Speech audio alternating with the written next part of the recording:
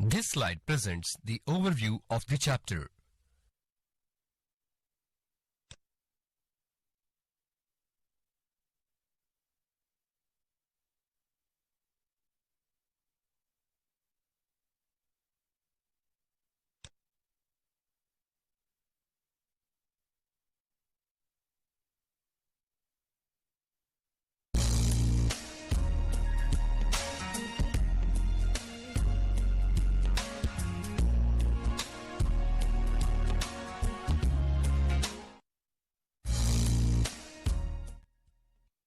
By the end of this chapter, you will be able to explain reflection by plane mirrors, verify the laws of reflection using Fermat principle, explain the formation of an image by a plane mirror, describe the characteristics of an image by a plane mirror, explain reflection by curved spherical mirrors, explain the formation of an image by curved concave and convex mirrors.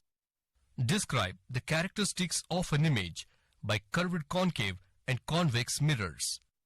Draw the ray diagrams for concave and convex mirrors. Derive mirror formula refractive index of prism. Introduction. Before entering into the chapter, follow the instructions shown on the screen. Click each tab to learn more. In lower classes, we learned that a shadow is formed when a source of light, an opaque object, and a screen are placed in a straight line.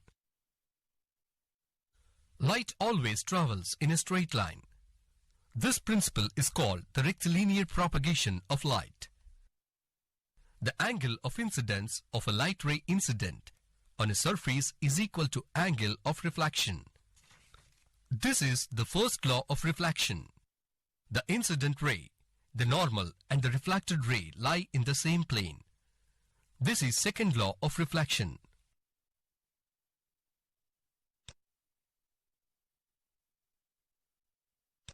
Now, can you answer these questions? Why does the shape of our image changes in some mirrors? Why does an object appears to be inverted with respect to its image in a mirror? Is it possible to focus sunlight at a point using mirrors instead of magnifying glass? What is the explanation behind the first law of reflection? Does first law of reflection hold good for curved surfaces too? Let us try to answer these questions and learn more about the reflection of light.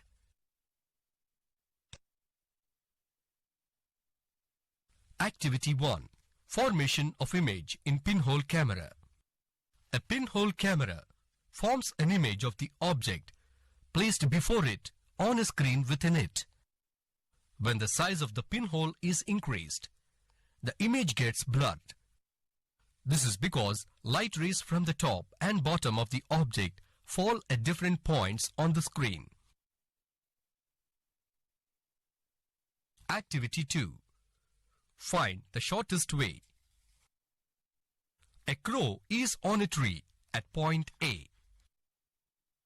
There are some grains on the ground at point C, D, E and F. From where in the ground should the crow pick a grain to reach the point B on another tree at the earliest? Here we assume that the speed of the crow is constant. We have to find the shortest path among the paths ACB, ADB, AEB and AFB. Extend AC, AD, AE and AF to meet at Z and form CG, DG, EG and FG respectively. From the geometric model, CG is equal to CB. The length of the path ACB is equal to AC plus CB is equal to AC plus CG is equal to ACG. Similarly, path ADB is equal to path ADG, path AEB is equal to path AEZ, and path AFB is equal to AFG. From the geometric model, the path AEG is the straight line between A and Z. In this way, it is the shortest path among paths from A to G. As AEG is equal to AEB, the path AEB is the shortest path in length and time for the crow to reach point B. The smart crow picks the grain at E. Similarly, light also takes the shortest path and least time during its travel. Let us formalize this learning in the form of the Fermat principle in the next section. Now, let us learn why light chooses a shortest way during its travel through an activity. Fermat principle. It states that light chooses the path which takes the least time to travel. From the geometric model, when a normal EE' is drawn at point E of the path AEB, angle AEE', angle 1 is equal to angle E'-EB, angle 2. In this way, Fermat principle, when applied on the reflection of light, verifies the first law of reflection. Let us now try to gain more insight on phenomenon of reflection from different surfaces. Activity 3. Check your understanding of reflection. Can we obtain all the figures in image 2 using image 1 and a mirror strip? Place the mirror strip normally on a plane containing image 1 near to it.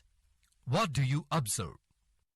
The image of the object is formed on the mirror due to phenomenon of reflection. It is governed by certain laws.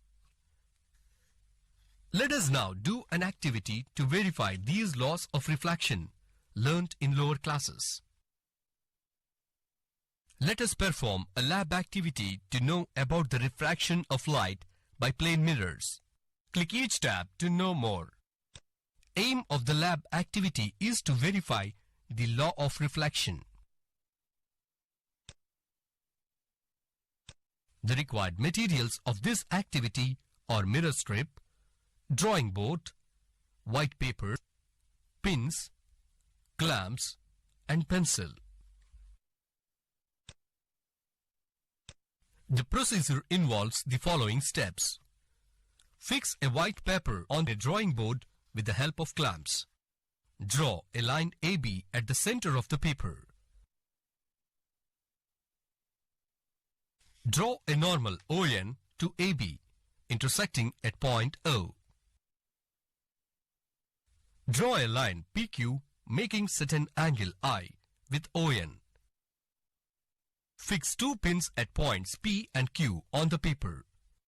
Place the mirror along the line AB. Observe the images of pins at P and Q through reflection on the mirror at P' and Q' respectively. Fix two pins at points R and S such that they are along the line of P' and Q'. Draw a line to connect R and S. Measure the angle between RS and the normal. Repeat the procedure for different angles of incidence. Measure their corresponding angles of reflection.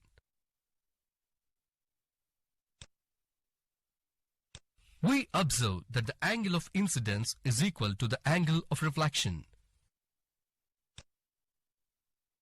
We conclude that the first law of reflection is verified.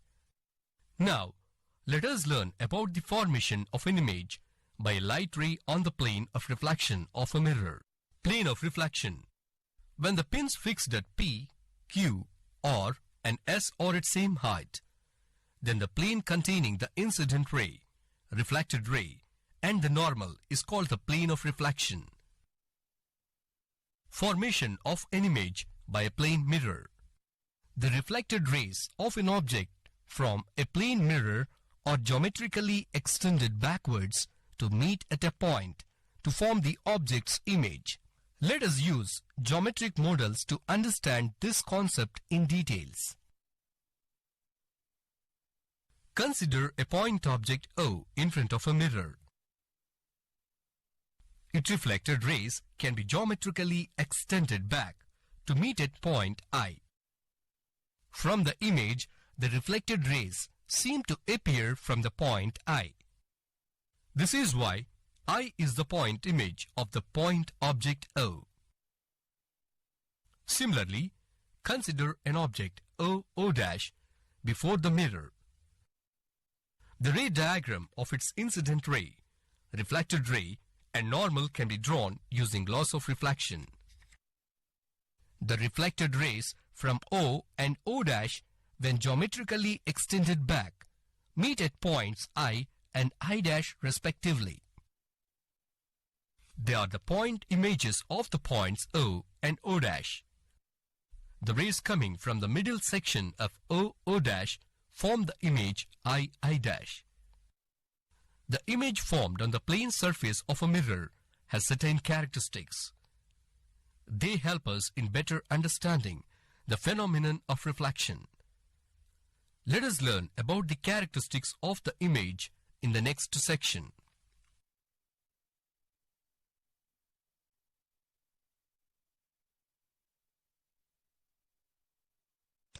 Size.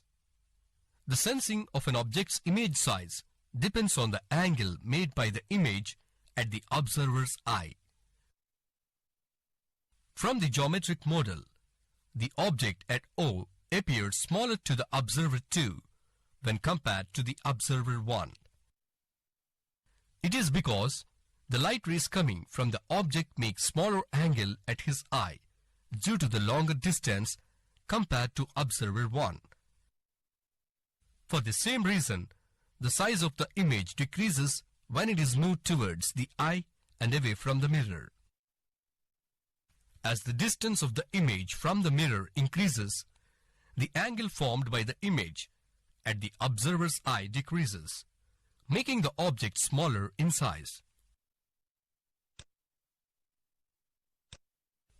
Distance.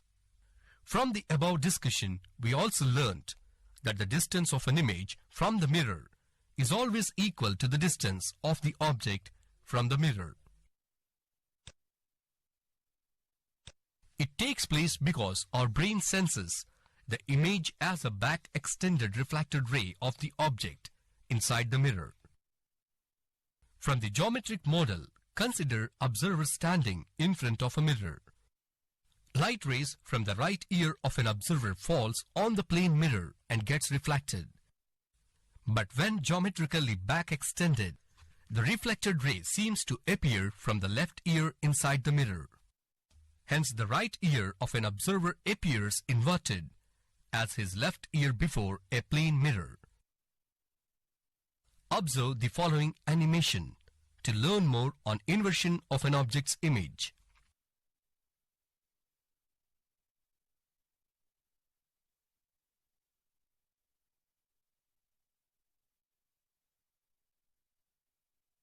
After learning about reflection of an object from plane mirror, let us now learn about reflection of objects from curved surfaces.